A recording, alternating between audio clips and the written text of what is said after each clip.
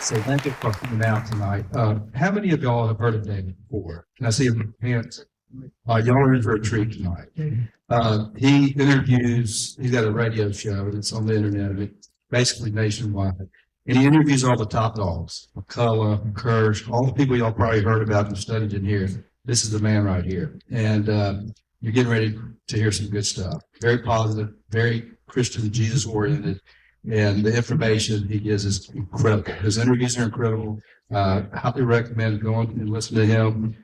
It's a serious treat for this country. David Gornoski. From the heart of Cottonwood, Alabama, welcome to the gathering.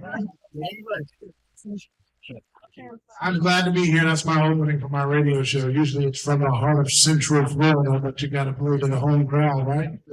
Anybody here from Florida? Oh, okay. It's got good seats. You came over here from Florida? No. Okay, very good. Good to see you.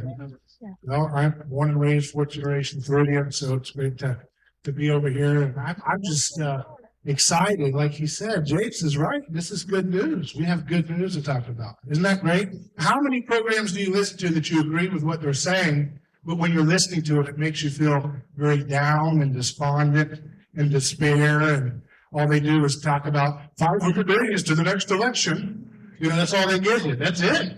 That's all we got is just to wait for some, used credit card salesman to sell us something else every 2 years, every 4 years, whatever it is. That's not what we want.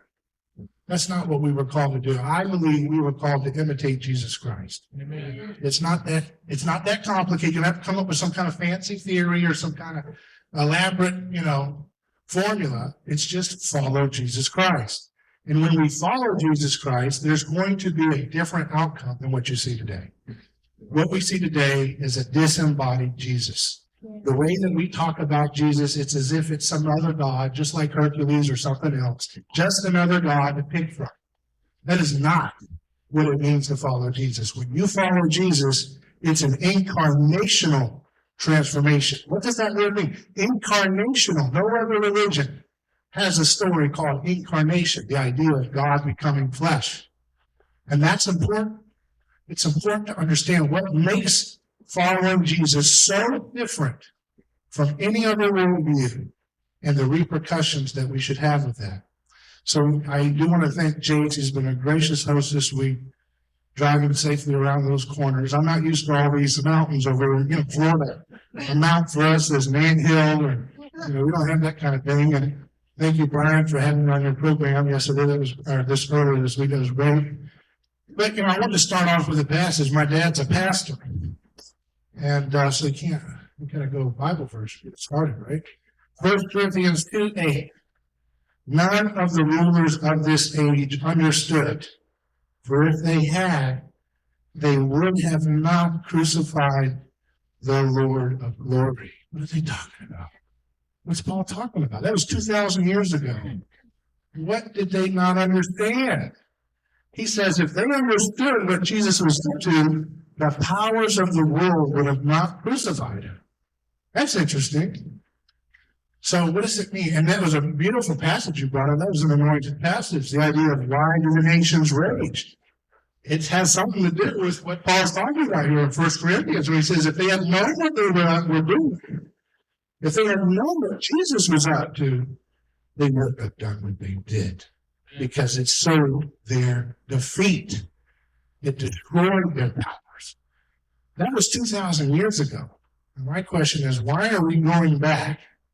If Jesus said, it is finished, if he said it, those powers were destroyed, why are we going back 2,000 years later since that happened and saying, Mr. Powers, would you please educate my child? Oh, I don't want to step on anybody's toes here, but I understand everybody's got a situation. Mr. Powers, would you please tell me what health care is? Mr. Powers, I'm a Christian. I followed Jesus 2,000 years ago, and he destroyed the powers. But Mr. Powers, would you tell me what the transportation should be? We need a Department of Transportation. How can we possibly survive without the powers? So the question is, what are we doing that for? They've been defeated. Why are we getting a bunch of losers who Jesus Christ destroyed the powers, the nations that are raging and raging because they're jealous that they're not Jesus, and go back to them and say, oh, can we have a Christian flavored version of that evil you're doing? That's not the right approach. Not one bit. And I'm here to say that politics is a waste of time. It's lifelong drama for losers, and it's time that we put in the backseat of our attention. It's time that we look at politics with the same emphasis and importance as we would turn towards what sort of people we want or what our favorite deodorant is. It is the you can be engaged. I'm not telling you not to be engaged. I'm just saying put it where it belongs. They are defeated. Jesus Christ is King, and we need to act like it. We need to stop reacting to what they do and going on defense and start setting the agenda. Christians are the true progressives. Amen. We're the progressives. Why do we take this position of being reactionaries or conservatives? That's not what we were supposed to be. We're not playing rear guard. And that's the problem I have with conservative media. That's why I'm in here. That's why I'm doing conservative media. Because they're not imitating Jesus in their message. When you go to conservative media, and I love all those people, and I'm not condemning them. I work with whoever. But the point is, when you listen to much of the conservative media, even the best truth tellers, all they're doing is just reacting to what the establishment's doing. Did you see what they did? They got Hunter Biden's laptop, and they're still not prosecuting him. Did you see what they did about Jeffrey Epstein? Did you see what they did about that scam?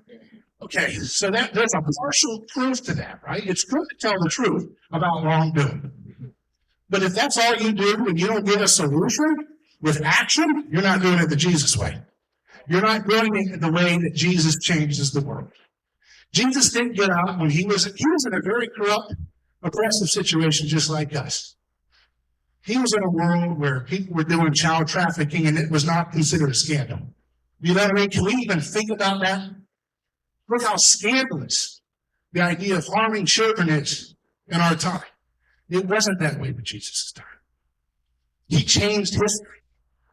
And he created a new personhood revolution that would honor the dignity of everyone, no matter your strength, no matter your size, no matter your understanding or your social status in society, even children, even the disabled, even the misfits, even the outcasts. That's what Jesus was doing. The first shall be last, and the last shall be first. And yet we call ourselves conservatives.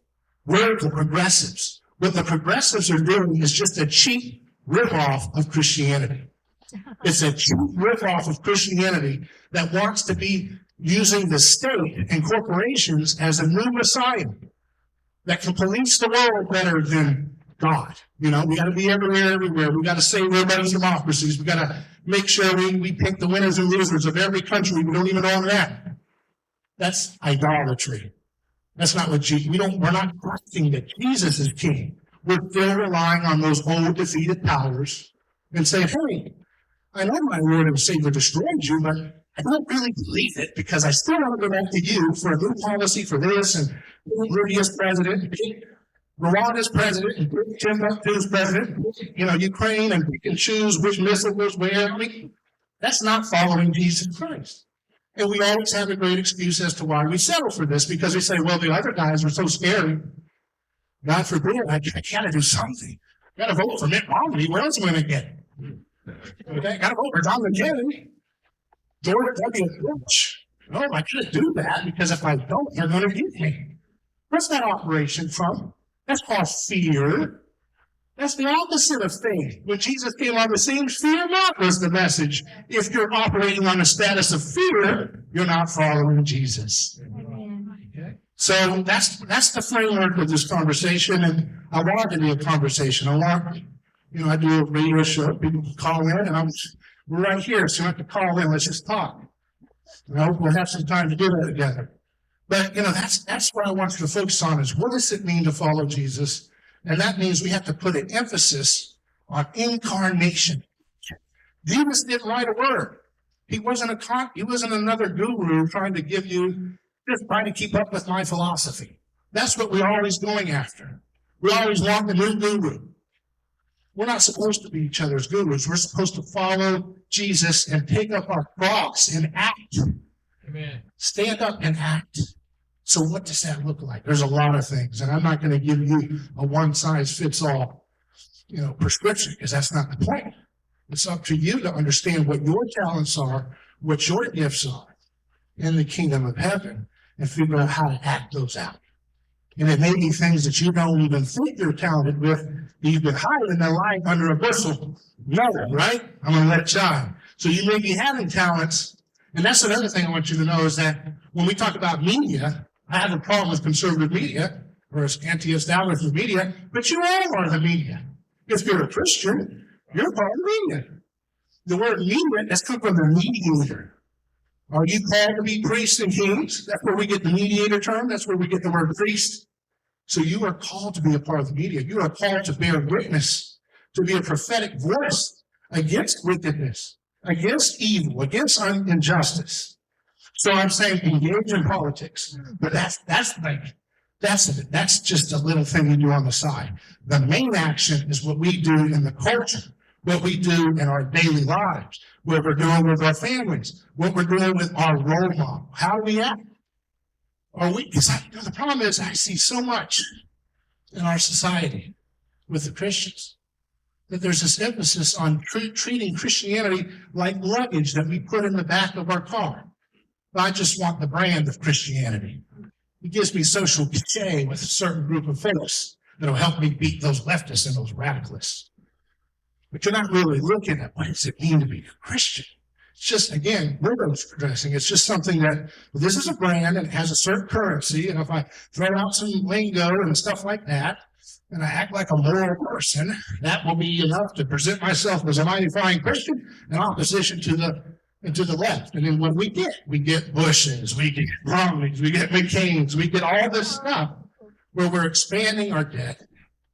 We're doing things that are completely immoral on so many different levels because we have chased after false gods and said that we were chasing after Jesus. We were trying to have our cake and eat it too. We're trying to follow two masters at the same time, and you can't do that. When you look at the word Satan in the New Testament, it means accuser. The accuser. So when Jesus is confronted by Peter, he says, I'm going to die on the cross. And Jesus said, and then Peter says, no, don't let it be. You can't die on the cross. There's a movement here. We need to get buttons, t-shirts. We need to get a money ball and raise as much money as we can online in one day. He wanted to turn it into a movement. He wanted to go, he was looking at the countryside. He was seeing the crowds that were forming for this master of his. And he knew that people in those audience of Jesus, they were in pain. They were being assaulted by Roman occupiers. They were being sold out by their religious leaders. They were being sold out by their establishment leaders, which were the Sadducees, and their populist anti-establishment leaders, the Pharisees. They were getting worked on by both sides. But Jesus didn't get over there and say, oh, you've had such a hard time. Oh, you guys, no, he challenged them in their sense, right? He got them to look and see, what are they missing? What are they missing that's making them fall back into the same old problem after problem that the people of Israel had been dealing with up until the arrival of his kingdom and the launch of his ministry. But Jesus did not just sit there and say, well, I'm tired of what Caesar's doing. He's taking advantage of us with those high taxes. Isn't he doing this or that? Did you see what they're doing over and all these different things? No. He criticized, but he always gave action solutions for you to imitate. He was like a performance artist. He embodied his truth, and he did it with signs and wonders. He met people where their material needs were. So if they had, for example, we have a lot of people who have illness in our society. America has a lot of sick care. And I wanted to ask you folks, who here, if you or someone you know has been injured by a spike protein, raise your hand. Okay. Spike proteins. Now the question is that the original recipe or the extra crispy? The original recipe, that was what we had with the original Wuhan. Extra crispy spike protein is what people are taking with these vaccines. But a lot of people know entries. A lot of people have seen it all around. But this isn't anything new. This is what the powers do. The powers that Jesus defeated on the cross. So we have to understand, if he's defeated them, he wants us. That's what the founders were trying to grasp at, dimly. Many of them didn't fully get it, but they were trying. Many of them were inspired, and they were trying to represent at that time as best they could understand what Jesus was up to. We got to limit this government. We got to keep this because those powers are defeated. They're corrupt. Absolute power corrupts. Absolutely, right? We got to keep these powers at bay because they're dysfunctional. They can't provide what they think they can provide. They think they can be God. They think they can print money out of thin air and that we won't ever have a catastrophe. That's a lie. It's the old lie of all kings. Rome did it too. They would debase their currency. They would have coinage back then, but they would mix the gold or the silver with the cheap metal and debase it, so it's creating inflation, right? So they could stretch those coins out. You had to have their coin to be able to, buy or sell. But they would debase it. And we're doing that same thing today. We have a Federal Reserve that prints money out of thin air. And that's a sin. The Bible says you should have fair weights and measures. That includes your money. It should be backed by something. You shouldn't be printing money out of thin air, which ends up harming the least of these, those who are on fixed incomes. They're the ones that suffer from inflation the most. Those who are retired. Those who don't have the ability to get that money first. So, who gets the money first? People that are in bed with government, the people who are in bed with the politicians, the people who don't work for a living, but just figure out how to extract your resources and use you as they think that you're to be cattle. Let's face it. But we wouldn't have to be in bondage and treated this way by psychopaths if we didn't go on this long journey of chasing after false gods, of serving and imitating the powers. The powers of the world demand human sacrifice. That's what the Bible was all about. If you read from the beginning, Cain and Abel. Cain kills his brother Abel.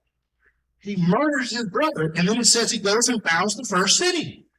If you get into a ribbon cutting for a business, it's not a sacrifice. You do a little ribbon cutting and some cookies and lemonade.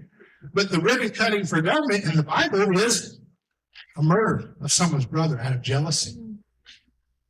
And what's different about the Bible, if we look at it from an anthropological standpoint, we see that the Bible has a different way of looking at murder than all mythology, all other religions.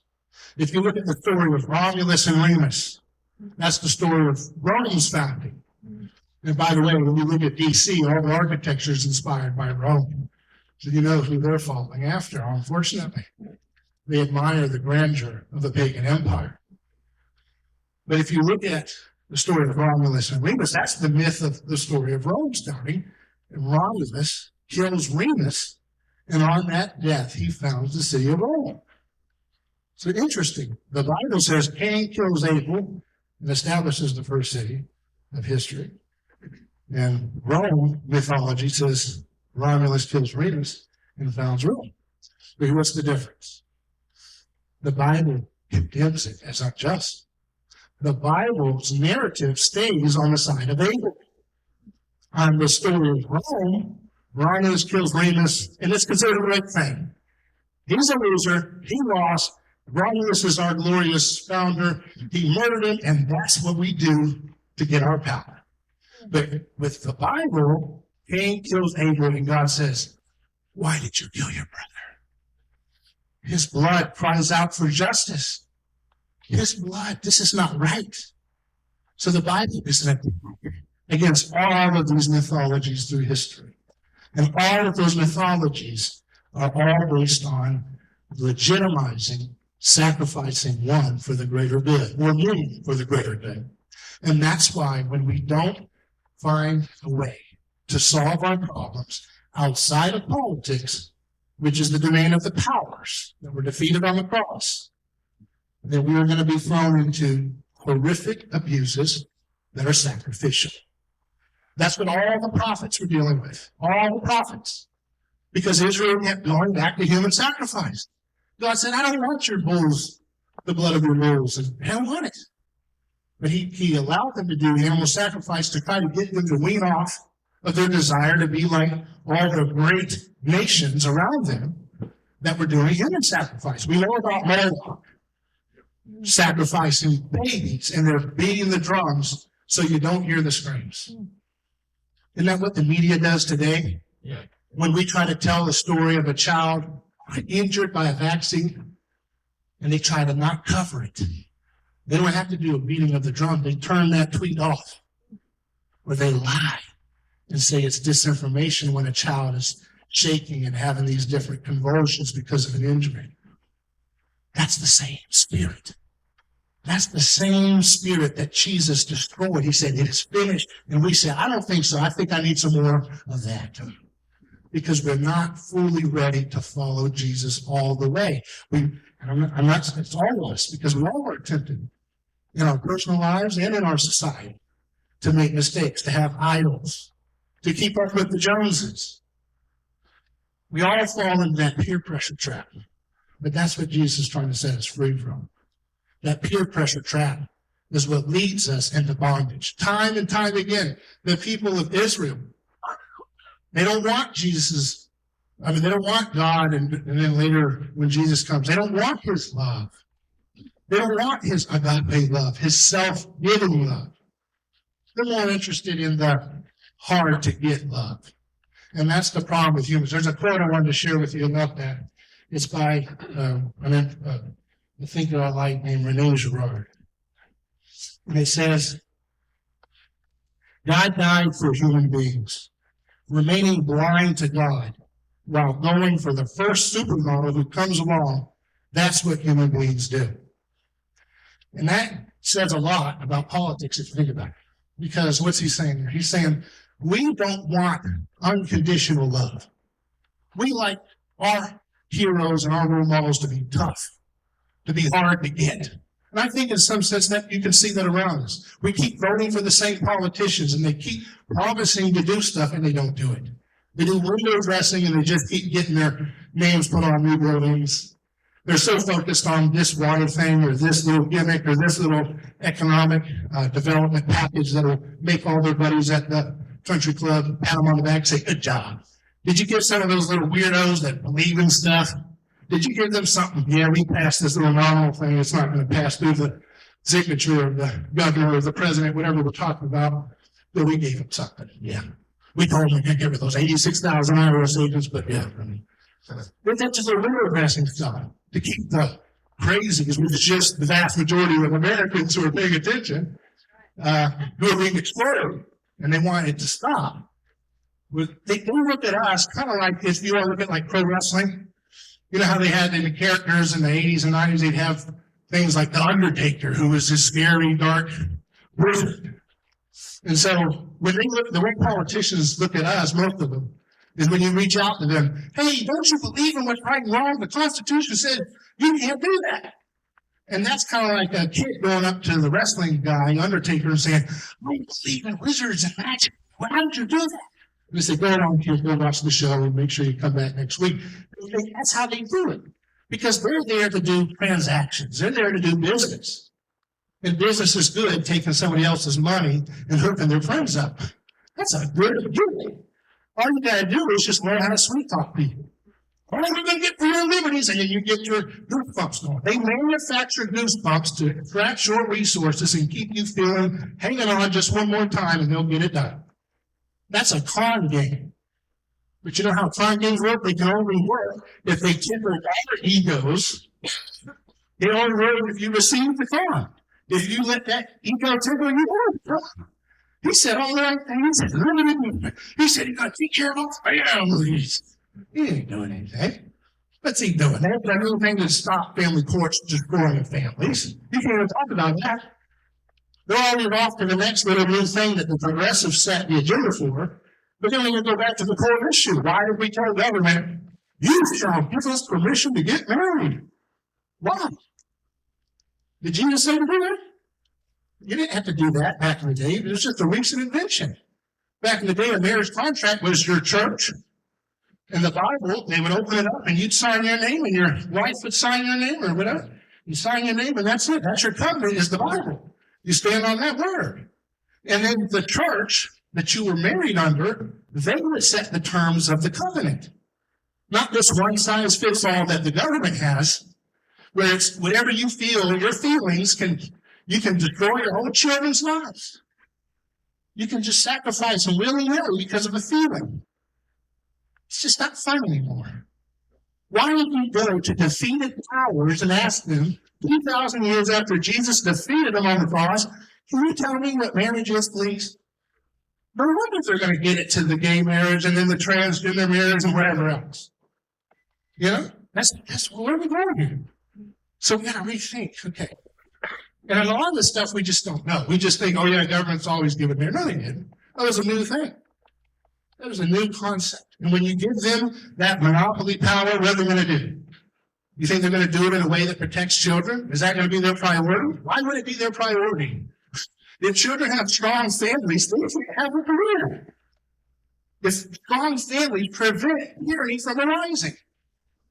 The reason why Gen Z and millennials don't listen to what conservatives are telling them is because they have a lot of pain. They're also sinners just like all of us. So there's idols, there's ego, but there's a lot of pain. They're in broken families. They don't get to see their dad. They don't get to see their mom like they deserve. Because we wanted to, you know where marriage licenses came about? Trying to prevent interracial marriage. Fortunately. So we fall into an idol. My race is more important than Jesus Christ. So I'm going to go to the government and use government sword to monopolize what marriage should be. That's evil. And so many Christians fell prey to that trap because that's what con men do. Give me power, and I'll get those guys out of the marriage business with it to work. And then when they get the power, they never give it up. And they just expand it. No fault divorce. No priority on the child. How can we have a civilization if children are not our utmost priority? And it doesn't start with these rearguard actions of, well, I went to the school board and they said they're not going to teach them to be a trainer anymore. Okay, that's the parsley on your meat, okay? That's a little bit of a superficial way. And I'm not saying, don't do that. That's fine. I'm not telling you not to do that. But don't stop there. You know, don't make we got to win here. No, go to the heart of the matter. Government doesn't have any authority to define something that existed before they existed. Marriage existed before the United States government existed. They have no right to touch it. Just like you as a human person have dignity prior to our government's existence. And that's why they have no right to touch your body. They have no right to inject things into your body that you do not want to have. They don't have a right to use violence against you because you speak about things they don't want to hear. And why do they not have a right? Because your personhood dignity, your individual liberty existed prior to their existence. Yeah. They're not to touch you. And from that, they're not to touch your marriage. They're not to have this monopoly that we have to all play under Satan's rules. Anytime you sneeze or anytime you want to have a gender change or anything, you could just shred children's lives. Children should be the utmost protection of our families, and our whole society should be geared around moving heaven and earth to give children that foundation they deserve of a mother and a father with distinct roles helping them shape that delicate interplay that masculine and feminine influence provide for a child's psychological development. So we can't be going around to society and saying, I don't like your gay marriage. If we're not going back to the foundations and saying, why did we give these defeated powers some kind of say to monopolize the terms of a covenant that God created before they were even in a thought? We've already lost the power when we've done that. So we need incarnational power the way Jesus wants us to have. That means action. And that means we need to think about how can we solve problems outside of politics. That means when I look at America and the greatness, the people that are still flooding over this border, some of them are going for right reasons, some of them are not. But the ones that are coming for right reasons, and the folks who come over legally, they're still, and we saw those Chinese protesters or the Hong Kong folks were singing the American anthem, singing these songs. What is it about America that they still see that we feel is not really holding up when we're living here? And I think about it, and it's that action spirit that America used to have that didn't rely on those defeated powers that Jesus destroyed and conquered, that made America the envy of the world, that made someone like Nikola Tesla, an immigrant in the Austrian Empire, come over as a young Czech boy and work his life to create alternating currents so that we can have light right now in the way we do for the masses, so that everybody, including a poor person, can switch on and have light that we've never seen before, that you can have streets that are lit up so that you wouldn't have to worry about walking in the darkness after going to this gathering. Of course, this is a pretty safe neighborhood in itself, right?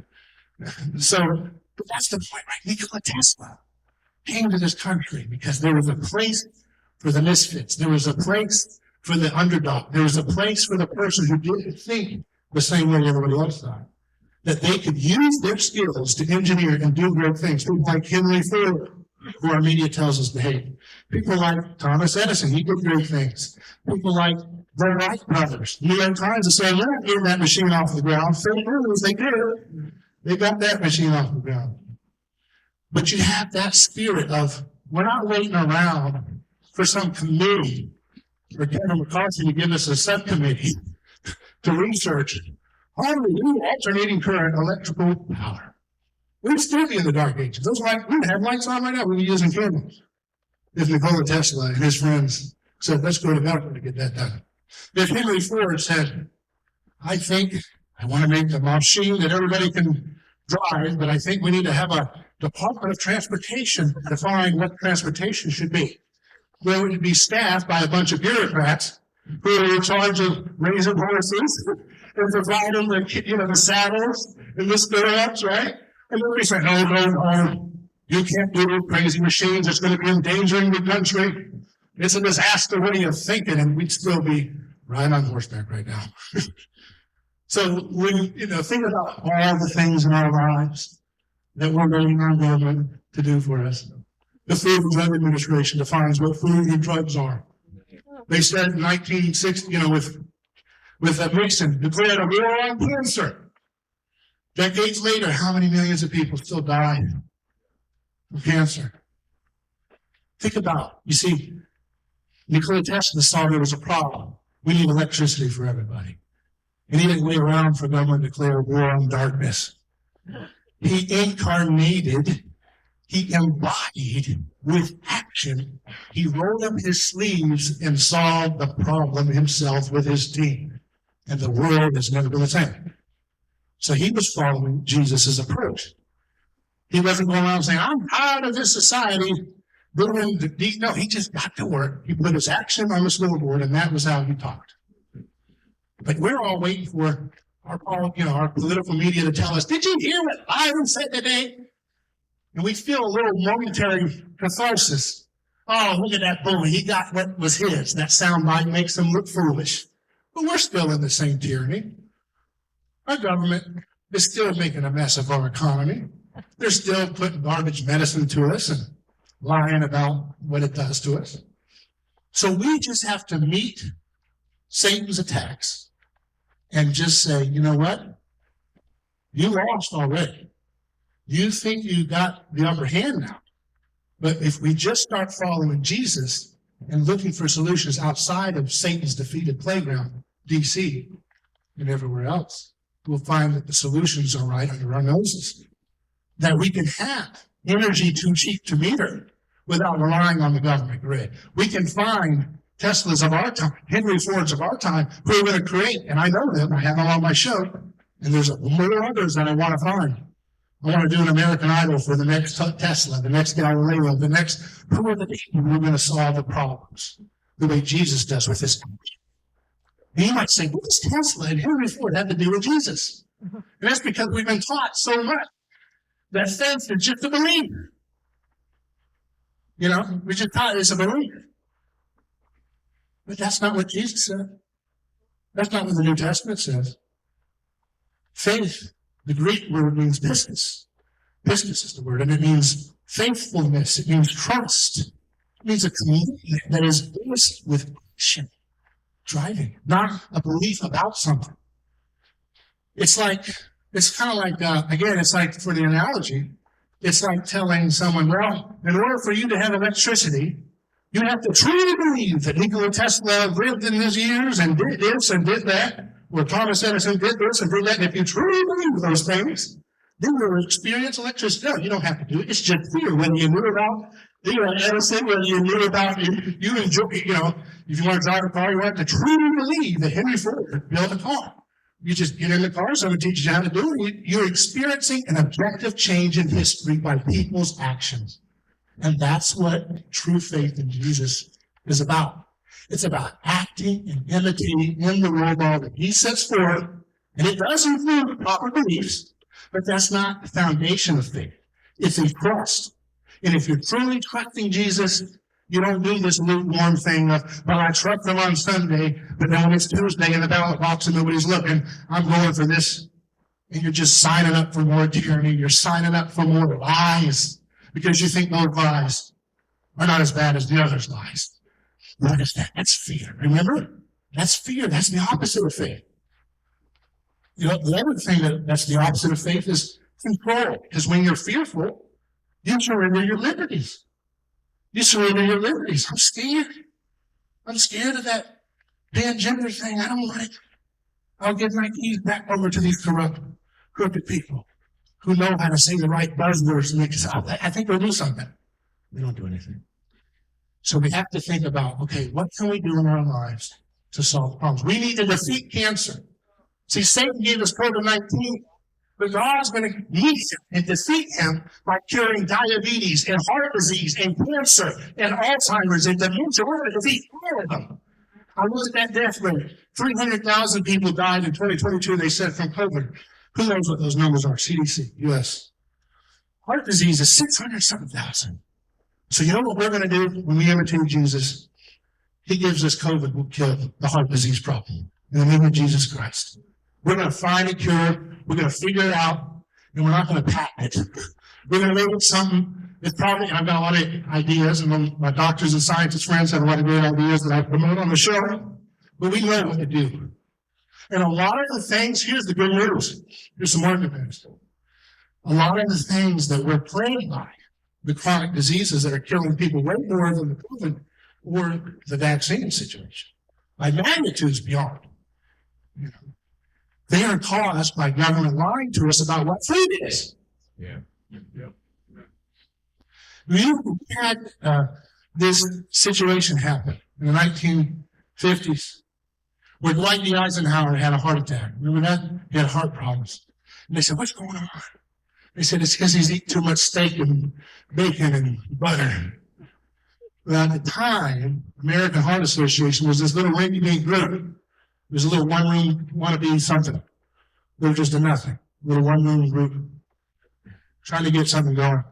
And Procter & Gamble had a product called Frisco, the fat of the future.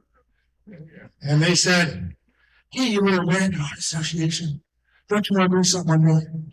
Don't you want to spread your wings and fly? We can put you on all the major radio networks, but you're going to recommend the fat of the future, Frisco, and get those buckets of butter and lard and Grammy's cabinet out and replace it with this fabricated fat. It's called polyunsaturated fat. It's a vegetable oils. You're hearing about seed oils. My show has been one of the first that's talking about this on the radio with all the scientists and doctors giving them the data of what it does. And I'm here to tell you that this one little ingredient that you cook and eat with all the time, I do too, it's almost impossible to avoid, but you can, just kind of a hard learning curve. But this ingredient, I am convinced, is responsible for 90% or more of the chronic diseases that have been killing this country for the last 100 years. And if you look at the billions of people who have been dying slow, painful deaths from cancer and diabetes and heart disease and Alzheimer's, you would be astonished at this slow, torturous death that is only a result of us slaving away after false gods and asking them to define what food is for us, and manufacturing something in a lab that is not natural, taking seeds and deodorizing them and all those chemicals, processes, to eat a tablespoon of corn oil is 96 years of corn. It's a total Frankenstein food. And what it does is it destroys your mitochondria, which are the little batteries in your cells. It just destroys them. And it creates obesity, it creates heart disease, it creates diabetes, it creates all those different diseases. If you look back in the 1940s, before people were eating seed oils like they do now, people were eating on average, the United States Department of Agriculture showed they were eating 4,500 calories a day per person. They were eating flour and butter and pie and steaks and all that stuff, and they didn't have the rates of obesity, they didn't have the rates of diabetes, cancer, heart disease, and all that. But here we go again. Man thinks that they're God. And Christians, what percentage of Christians, or people called themselves Christians in America in the 1950s when this switcheroo happened? When they said, government, tell us what's happening. They said, we got something for you. That's what con men do. We got something for you. You don't just rely on natural fats, coconut oil, butter, things that nature naturally provides as an oil that humans have been using for food, olive oil, for thousands of years. We got to create a manufactured oil, just like they tell you now. Don't rely on your natural immunity for this disease we've cooked up in a lab. You got to take no problem. We cooked it up in a lab too. Same lab, brother. Say, well, we just go ahead and give you that, right? So it's the same thing. We've been falling for the same switcheroo for a long time. Because when we go to church, unfortunately, sometimes we're still getting that disembodied Jesus. That's not the Jesus. That's the Bible. Jesus is about incarnational, embodied truth.